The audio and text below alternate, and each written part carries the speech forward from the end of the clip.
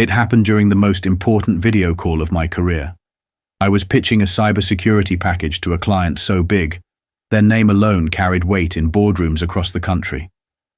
We're talking the kind of company that has government contracts, their own data centers, and an IT budget that could buy a private island. I had spent months preparing for this meeting.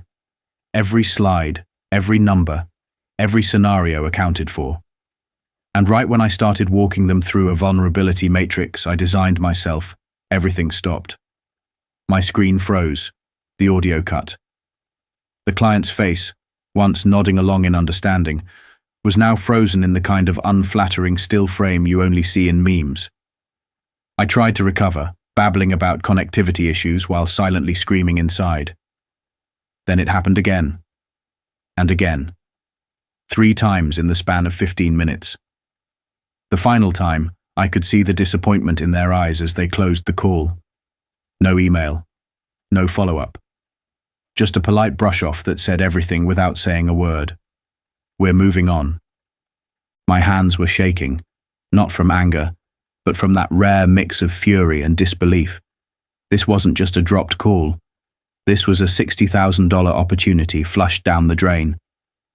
I live in a modern house, top-tier router, business-grade connection. This shouldn't have happened. So I went straight into tech mode, assuming it was a hardware failure. I restarted everything, ran diagnostics, checked speeds. Then I saw it. My bandwidth tracker was going haywire. Peaks and valleys like someone was streaming 4K to a dozen devices at once. Except I wasn't doing anything.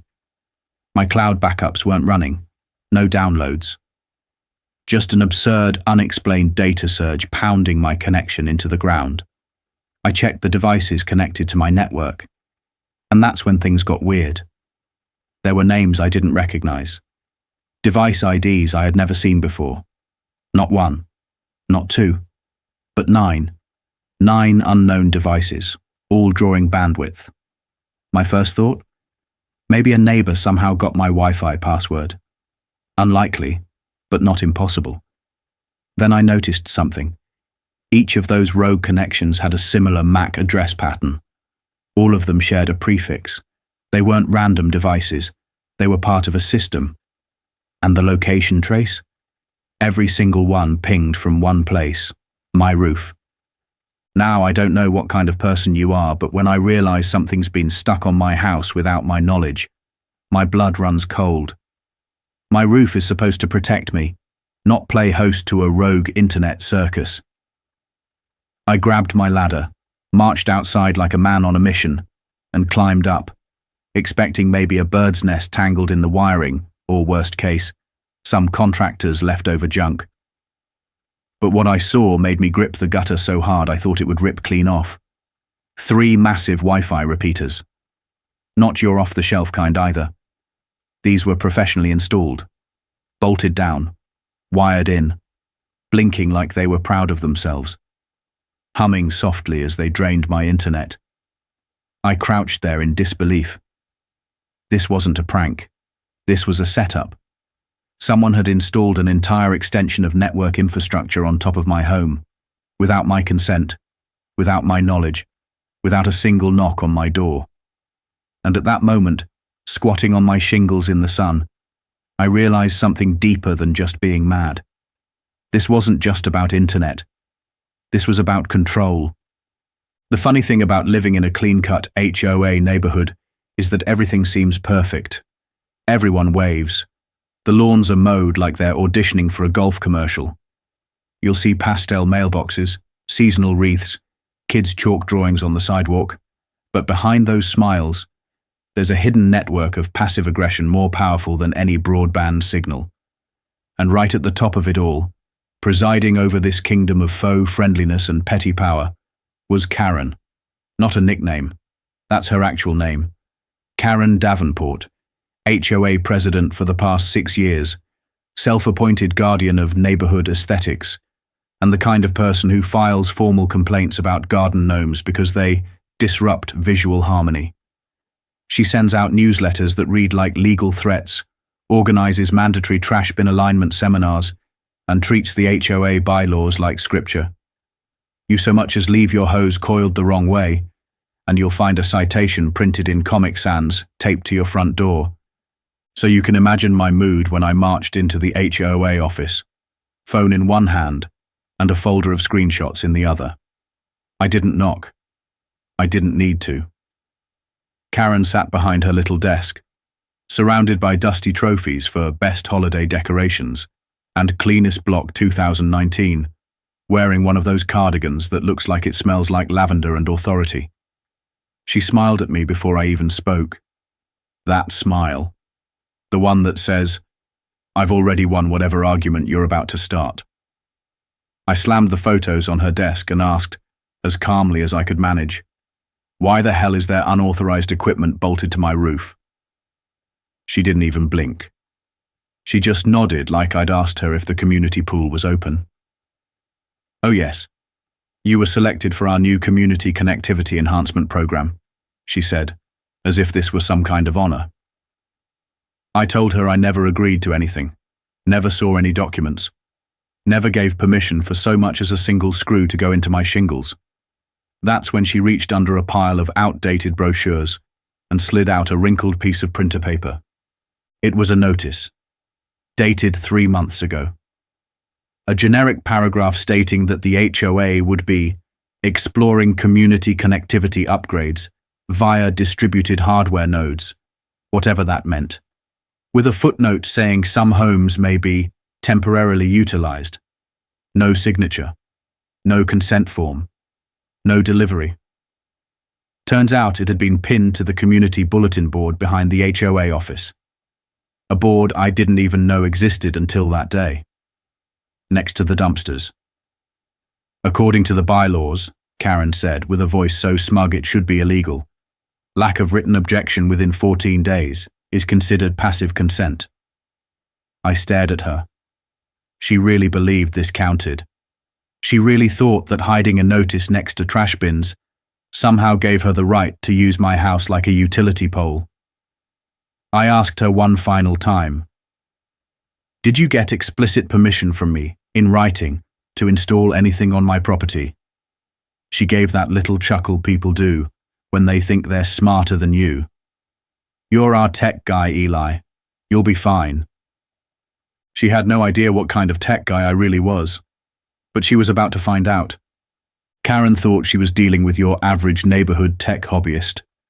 Maybe a guy who could install a Ring doorbell without needing a tutorial or help his grandma recover her Gmail password. What she didn't realize was that I'd spent the last 10 years working in cybersecurity at levels so deep, most people don't even know they exist. I used to design intrusion detection systems for high-security government contractors. I've worked with banks, intelligence agencies, and multinational firms whose data is worth more than the entire HOA's annual budget. I know how to track, trace, isolate, and document a network breach faster than most people can boot up their computer.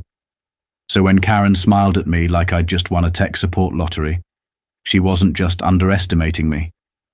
She was waking up a sleeping giant, and I don't wake up quietly. I went home and got to work like it was a mission briefing. Step 1. Surveillance. I needed to know just how deep this rabbit hole went. I accessed my router logs, pulled the MAC addresses of every connected device, and started mapping out the network footprint. What I found would have made most people throw their modem out the window. At least 15 unique devices were connecting through the repeaters on my roof. Smart TVs, tablets, gaming consoles, even someone's ridiculous data-heavy baby monitor system that streamed in HD. I traced the IP assignments and started matching them to usage patterns. There was one household binging entire seasons of crime dramas in 4K. Another had 2 teenagers who were definitely running online gaming marathons into the early hours of the morning. One device, though, took the cake, a machine mining cryptocurrency using my bandwidth and power. I sat back and stared at the usage graph, watching my own data being burned like firewood by half the eastern side of the neighborhood. But it wasn't just bandwidth they were stealing.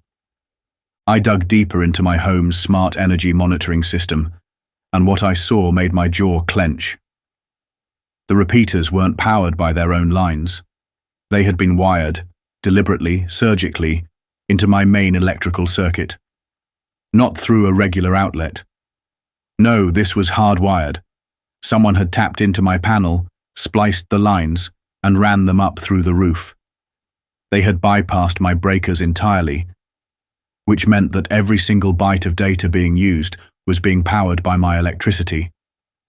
And that, my friend, is theft, plain and simple. They weren't just freeloading, they were robbing me. And they were smug enough to think I'd never find out. Most people in that situation would probably call a lawyer, or maybe the police, or at the very least file a complaint with the HOA. But not me. This wasn't just about restitution. This was about sending a message.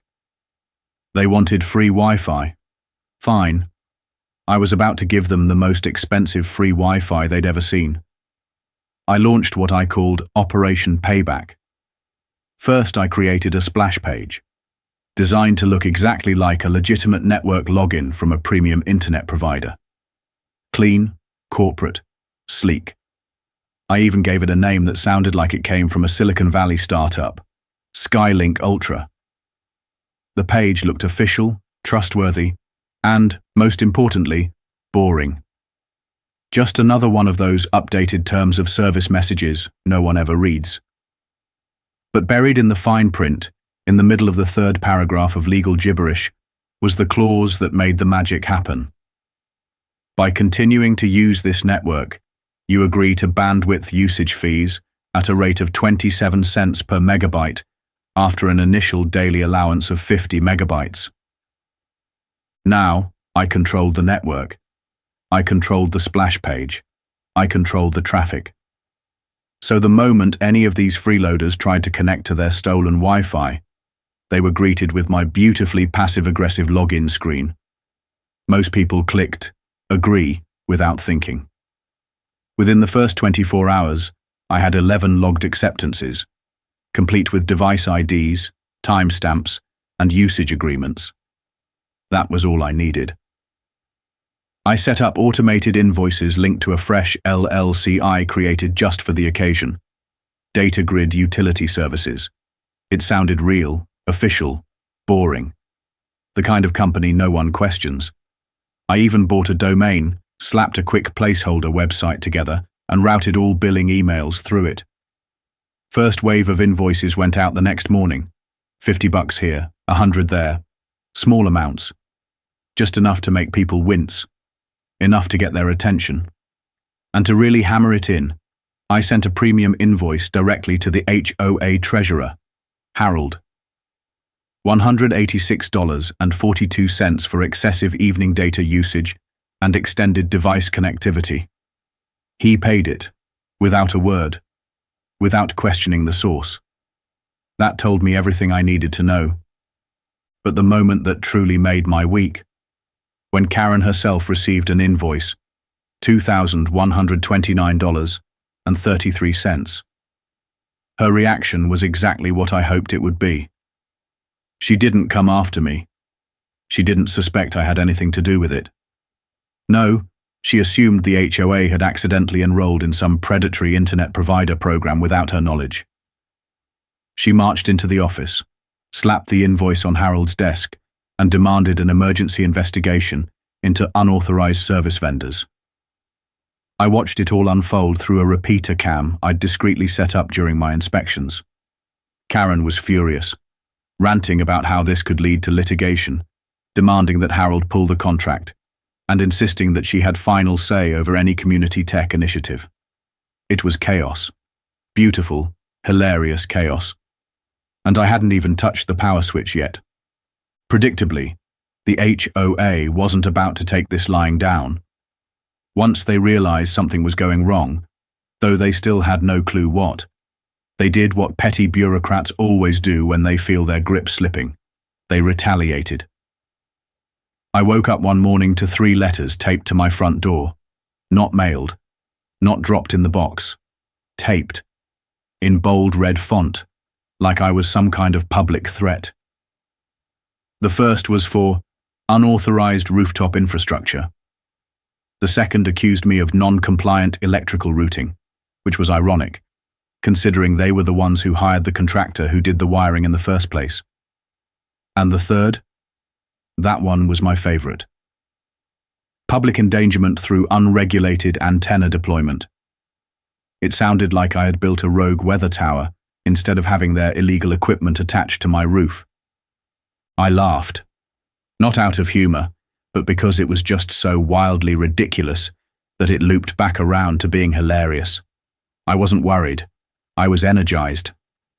Because what they didn't know was that every single one of these citations, every poorly worded, hastily taped attempt to intimidate me, was another piece of evidence. They were digging themselves deeper.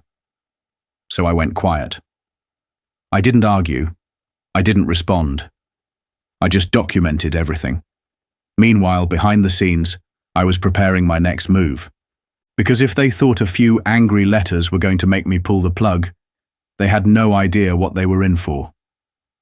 I wasn't pulling the plug. I was twisting the knife. It started with a knock on my door that didn't match the tone of the neighborhood. Light, patient, almost musical.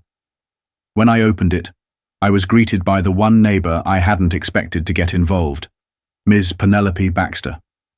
She lived 2 doors down, rarely spoke, wore those giant gardening hats that made her look like she was part of a secret orchid society, and walked her tiny Pomeranian twice a day with the kind of serene expression that suggested she was too old and too wise for the HOA's nonsense. She held a glass of lemonade in one hand and a small envelope in the other. "I saw what they did to your roof," she said casually, as if she were commenting on the weather. "They did the same thing to mine years ago, but they didn't know I used to work for the FCC." I nearly choked on the words she'd just spoken, not because I didn't believe her, but because it was like fate had just handed me the final puzzle piece. Penelope wasn't just a quiet retiree with a taste for lemon drinks.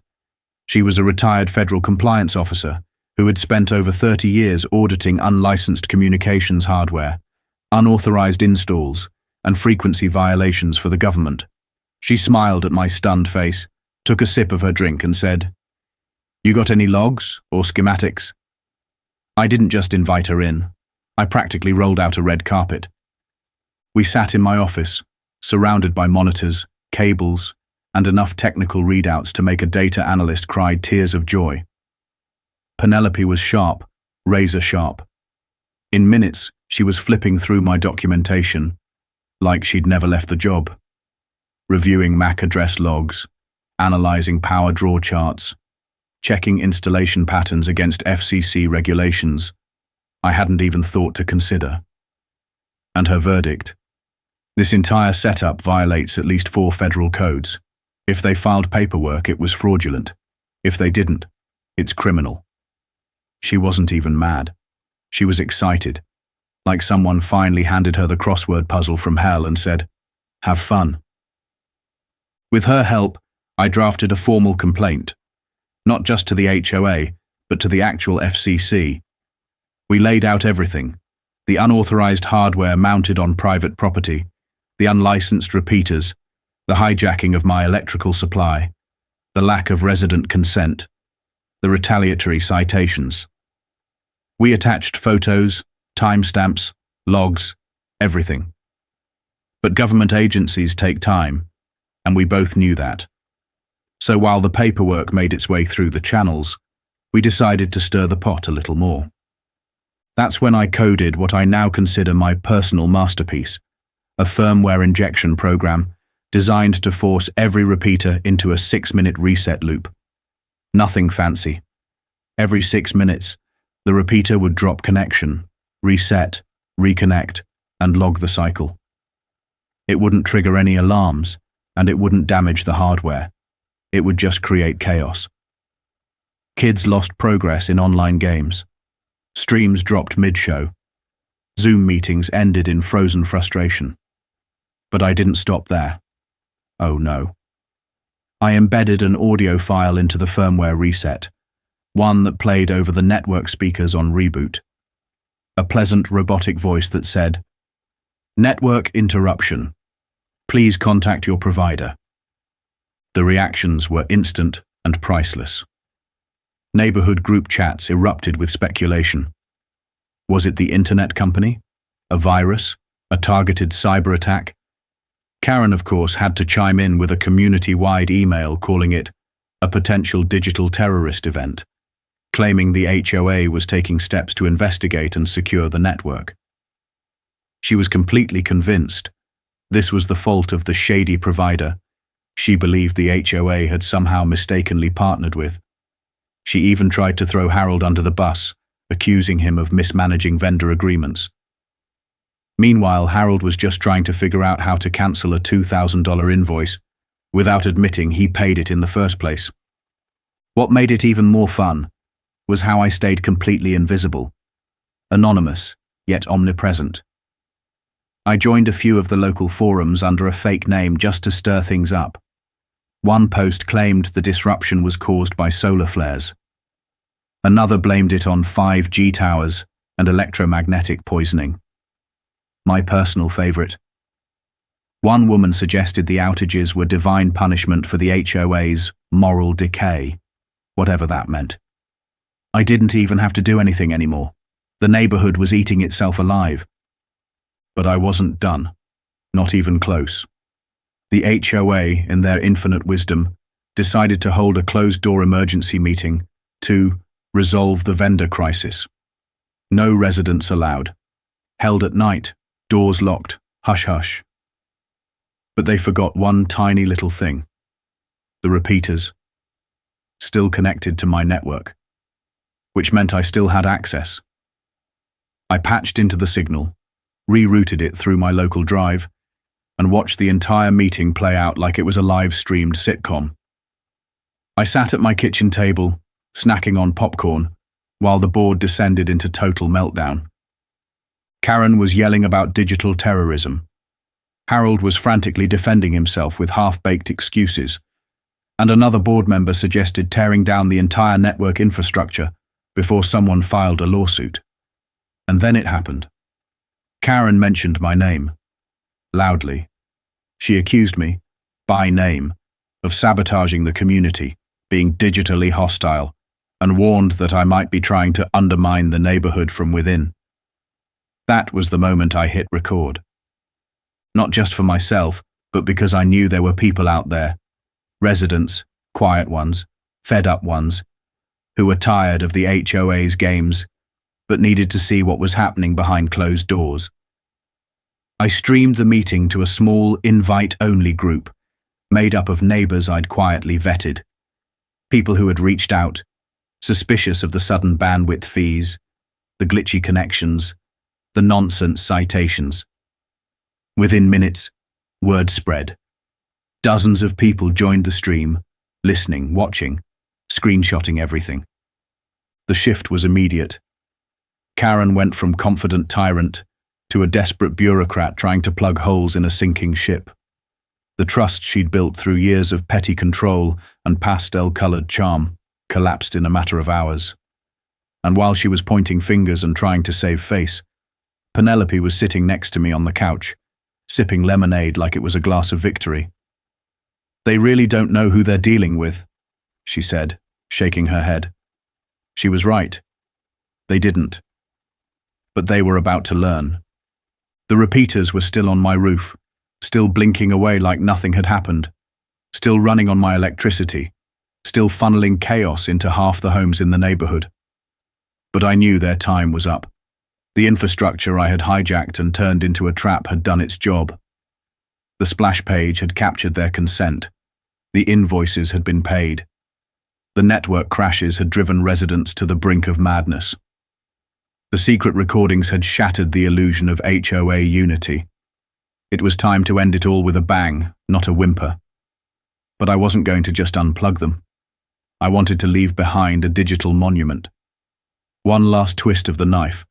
Surgical, satisfying, and undeniably mine. Using the same access point I'd exploited for weeks, I pushed one final firmware update to the repeaters. This time, I stripped out their functionality entirely. No more internet, no more data throughput. Instead, they now broadcast a single, unmissable Wi-Fi network name: Karen stole bandwidth. Not subtle, not discreet, just raw, undiluted pettiness beamed across every household in a 6-block radius. And when anyone tried to connect to it, they were redirected to a simple, bold landing page that read, "Ask the HOA why your Wi-Fi is trash." That was it. No links, no contact forms. Just that message, daring them to confront the truth.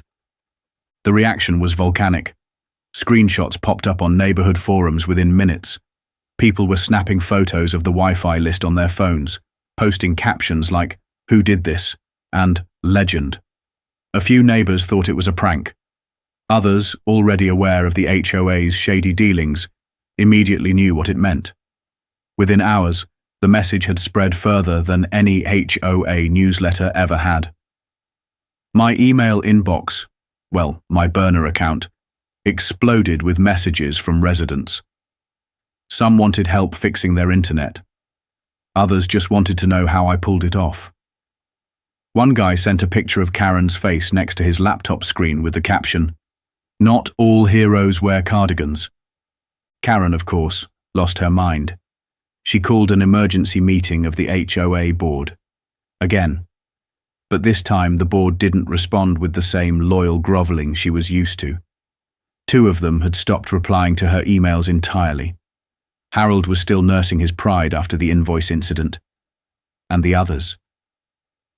They were quietly beginning to realize what residents had suspected for years. Karen wasn't a leader. She was a dictator with a clipboard and a superiority complex. And now the whole neighborhood knew it. That meeting, it was a disaster. Not even I could have scripted it better. Residents showed up, not to support her, but to demand answers. People wanted to know why equipment had been installed without consent, why they were being billed for data usage, why the internet was crashing every 6 minutes, why Karen, who had made the decision to install the repeaters in the first place, hadn't informed anyone until after the chaos began. And most importantly, why a private homeowner was paying the electric bill for a public system. I wasn't even at that meeting. I didn't need to be. My work was already done. I was sitting in my home office sipping tea, watching the fallout unfold through every online channel available. But I did make one final move. I drafted a neighborhood proposal, not through the HOA, but independently. A simple idea. I would build and maintain a private, secure network infrastructure for any residents who wanted in. Opt-in only. Transparent pricing. No surprise invoices. No forced participation. No HOA control. Just clean internet, managed by someone who actually knew what the hell they were doing. I sent the proposal out through the same email chain that had been quietly growing since the stream of the board meeting. Within 2 days, I had over 40 confirmed sign-ups. People were done with the HOA's nonsense. They wanted reliability, honesty, and someone they could trust to handle their digital lives without turning it into a turf war. Karen tried to shut it down, of course. Accused me of trying to form an unauthorized utility. She even tried to report me to the city for operating as an unlicensed provider. But she ran straight into a wall, because thanks to Penelope's help and a few fast phone calls, my LLC was fully registered, insured, and certified as a local service vendor. I didn't just beat her, I outplayed her. Legally, thoroughly, publicly. And just to sweeten the victory, I filed for a construction permit to install a ham radio tower on my property, not because I needed one, but because I could. It was tall, it was legal, and it cast a perfect shadow across Karen's front yard for exactly 2 hours every afternoon. Her prized rose beds, dead center in the shade. The tower went up without a hitch. Karen watched from her porch, mouth tight, arms crossed, powerless to stop it. Her garden withered, her reputation collapsed, her HOA reign officially over. But the cherry on top didn't come from me. It came from Harold. A week later, he uncovered months of questionable HOA expenses that Karen had pushed through without board approval. Landscaping contracts for aesthetic improvements no one had requested. Catering charges for private meetings. Even a reimbursement check written to herself labeled miscellaneous administration. He brought it to the next meeting. Printed, highlighted, signed. And when she tried to accuse him of embezzlement, he pulled out a resignation letter and dropped it on the table like a mic. 2 more board members followed. Just like that, Karen was left standing alone in a crumbling power structure she had built brick by petty brick. Residents called for a vote. Penelope stepped up, nominated by acclamation. She didn't campaign. She didn't need to. She was the only one people trusted. The motion passed with overwhelming support. Karen was voted out, not just from her leadership role, but from the board entirely.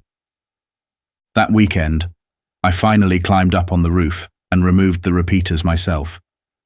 Took my time with it too. Disconnected each wire, unscrewed each mount, coiled up the cables like trophies, dropped them into a plastic bin with the kind of satisfaction you only feel when justice isn't just done. It's delivered, neatly packaged, and stamped with poetic irony. As I came down the ladder, a few neighbors clapped.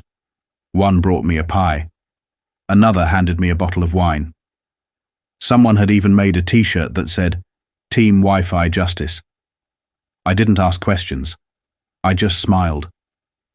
A few days later, I got a box delivered to my front porch. No return address. Just my name, typed clean on a label. Inside was a tiny router mounted on a custom wood base, engraved with one phrase, King of Bandwidth, Neighborhood Edition. No note, no explanation. Just that. A trophy, a symbol. A reminder that I didn't just protect my internet. I took on an empire of HOA nonsense and won. And the best part? I didn't have to yell. I didn't have to threaten. I just had to be smarter, a little bit patient, and willing to fight back with the one thing no clipboard warrior can compete with, tech skill and cold, hard receipts.